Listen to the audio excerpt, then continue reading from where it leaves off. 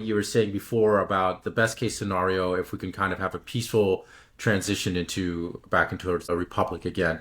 Um, and you said that really the control that the federal government has over the states is the printing press, is the dollar that they subsidize, they fund these governments. So any government that the state government that wants to break away, it says, we're not doing this or whatever, then that funding's cut off. So that just keeps them in check. So do you think that the only way that for a peaceful transition would be a dollar collapse because then that power is taken away from them? Yeah. Well, I wouldn't say the only way. Again, like I said, the history is full of surprises. And economics doesn't determine everything, but that just seems the most obvious way. That's what that it seems to me that the economic cudgel is really what the central government uses to keep the states in line. If they lose that, then they've lost the power to keep in line, and I think we will see secession, in the event of a I won't ask collapse. There's been lots of talk about the dollar collapse, and we've talked about it before, this economic time bomb. I won't ask how to ever predict when something like this will happen, but I can't give you an answer on that. Could you give maybe a quick kind of explanation on how a dollar collapse could happen, would happen? Debt gets too high, need to print off money, vicious cycles that one thing is countries abandoning the dollar. Right, countries abandoning the dollar. One thing is just, we already see that movement.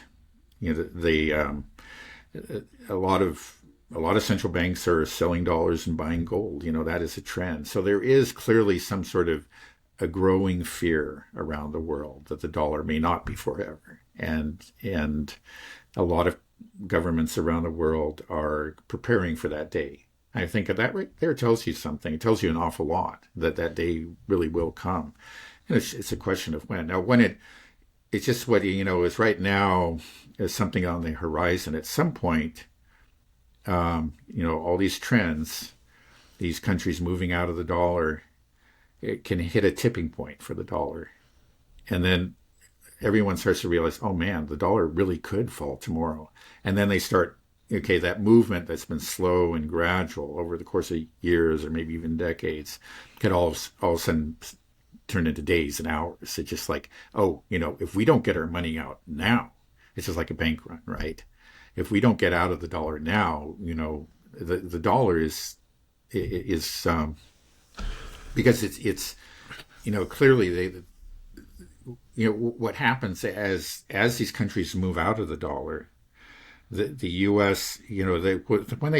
When they move into the dollar, it buttresses the dollar and it makes the Federal Reserve's job much easier. They don't have to print as much money because it's just being provided by the rest of the world. So they can print money and let's put it gets absorbed. They can print money and then it gets absorbed. Exactly. So they're free to print money. They run their printing presses and we can solve all our problems, right? But when they stop, when they begin to move out, then there's, the Federal Reserve is faced with a real problem. They print money and it's not absorbed, and that just is immediately translated into inflation.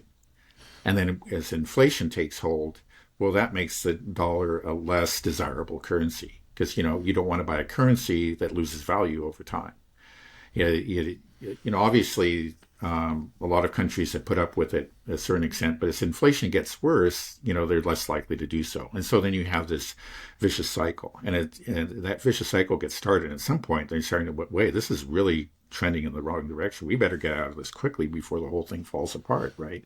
Right. And they do. And then it can be something that was a gradual trend, can just start to accelerate, and the support for the dollar is gone, and all those extra dollars that are being printed, they don't have the support of these other countries, that used to be there because of the fact of the status of the dollar as the world's reserve currency.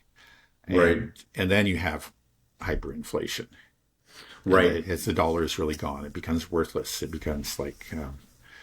right. And if people aren't willing to buy the dollars, typically what a country does is they have to offer a premium. They have to charge higher interest rates for people to take out, to borrow, buy these treasury bonds. Yeah, but as our debt is so high, the interest rate just causes our debt to go. So that's the real vicious cycle. Right, that Right. too. Both of those things, and they're happening at the same time. So we really are depending on this, you know, depending on this continued trust in the U.S. dollar, and but that trust is being eroded, and at some point, the erosion will be such that, yeah, there will be a flight from the dollar, and the whole game will be up.